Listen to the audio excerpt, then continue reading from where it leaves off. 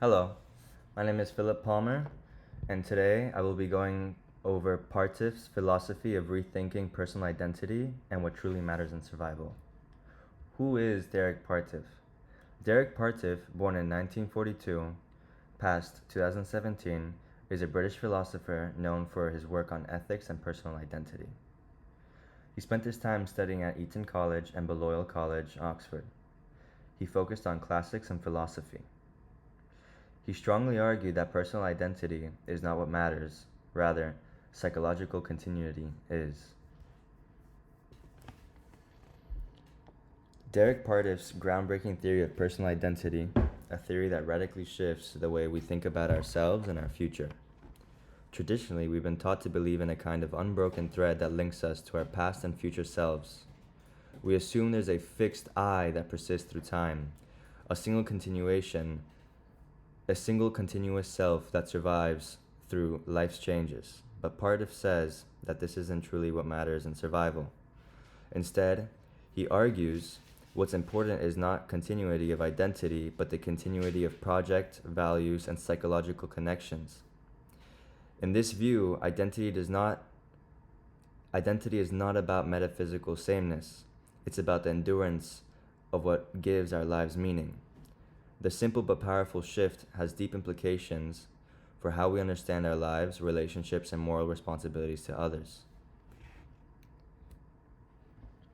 The traditional view of identity. Let's start with the traditional view.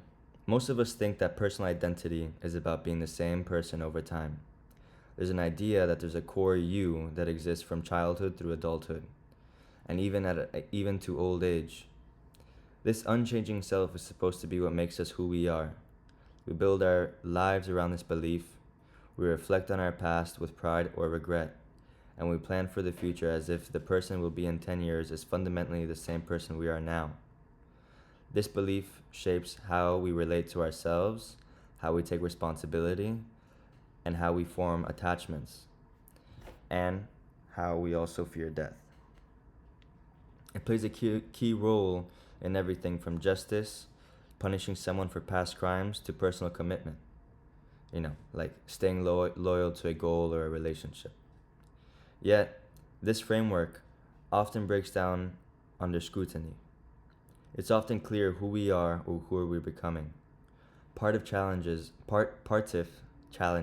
all of this, questioning whether identity is a strict sense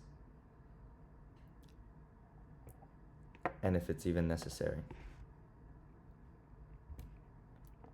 Alright, so the next slide talks about Partif's challenge to identity.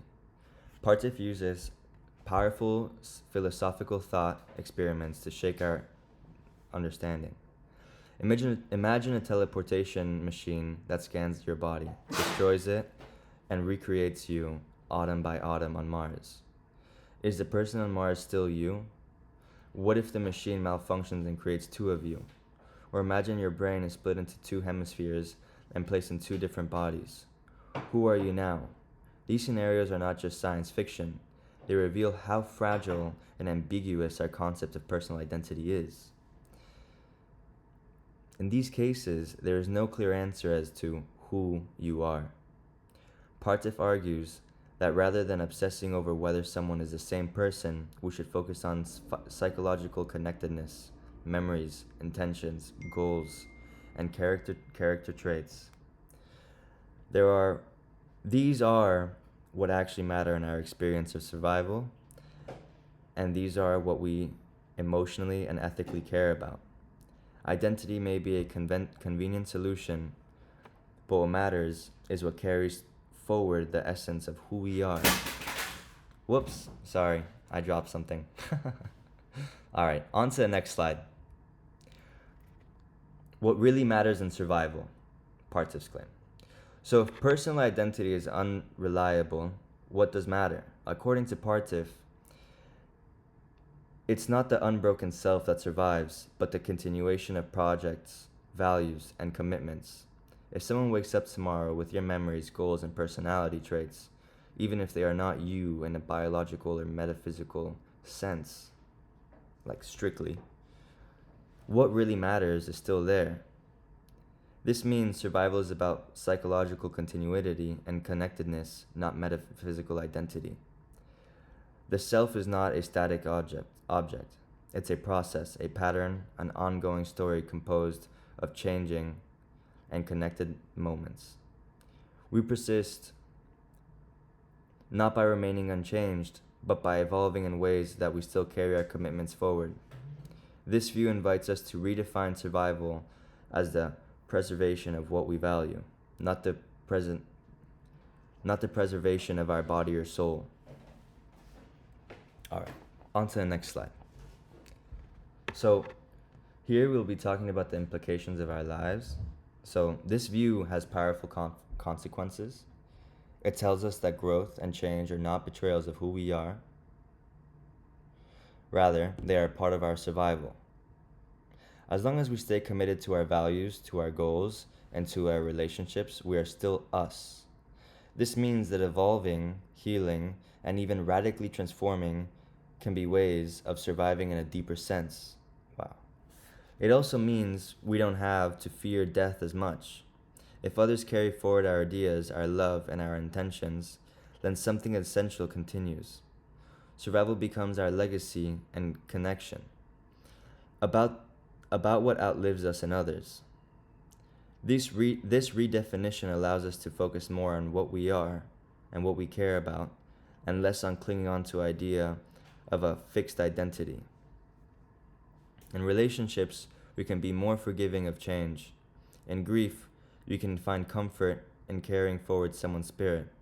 Our lives gain meaning through the projects we sustain and the contributions we leave behind. All right. So, criticism from Eric Olson. He's a philosopher that argues that we are fundamentally biological organisms. According to Olson, identity is rooted in our physical bodies, not just in our minds. No matter how much psychological continuity there is, it's not you unless your body remains the same. This view, known as the biological view, grounds personal identity in our organismic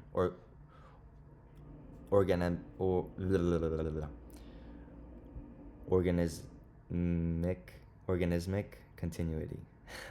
Thank you, guys. For Olson, psychological attributes are secondary. What truly defines us is our living biological organism. Parfit responds that biological continuity might define identity in a technical or scientific sense, but it does not capture what we care about ethically, emotionally, or practically. When we worry about survival, we aren't worried about retaining a body. We're worried about our plans, relationships, and memories enduring.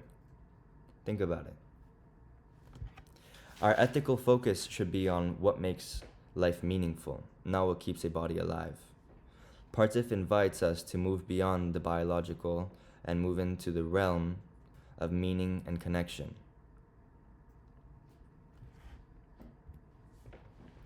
So, now we move on to applying Parfit's philosophy to daily life. What does all of this mean in real life?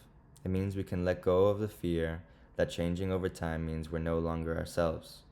If our goals, relationships, and values remain, so do we. This frees us to adapt, evolve, and pursue new opportunities without guilt or confusion. It also means that grief can take on a new shape. When we lose someone, part of them continues in us, through what we learned from them and how we carry them forward. It makes space for healing, forgiveness, and renewal. And in terms of planning for the future, we may feel more motivated to build legacies and pass on our values rather than obsess over individual longevity. We begin to see ourselves as part of a larger story, one that includes those from who come after us. It also expands our moral concern. We can care about future people, even if they aren't us, because what matters about us can live on in them. This turns self-interest into a broader form of moral engagement.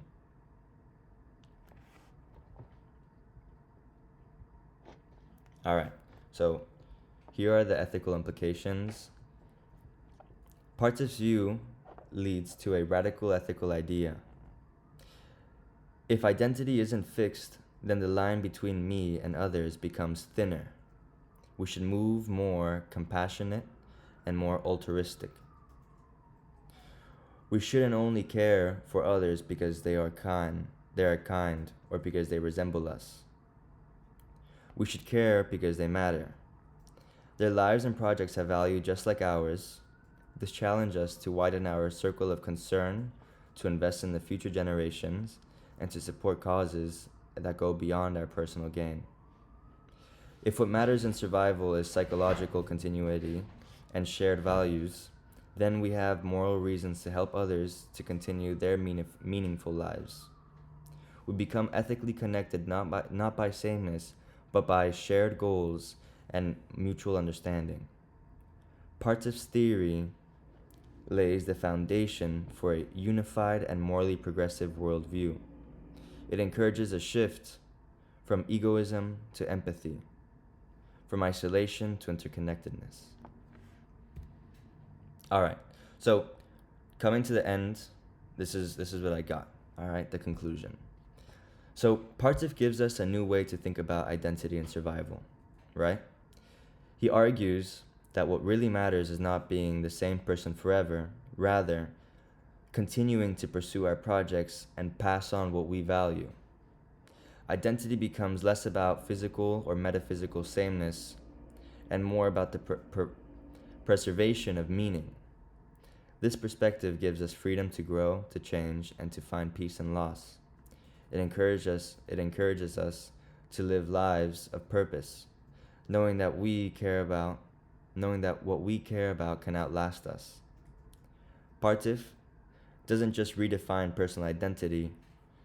Instead, he reordinates our entire approach to living a meaningful life.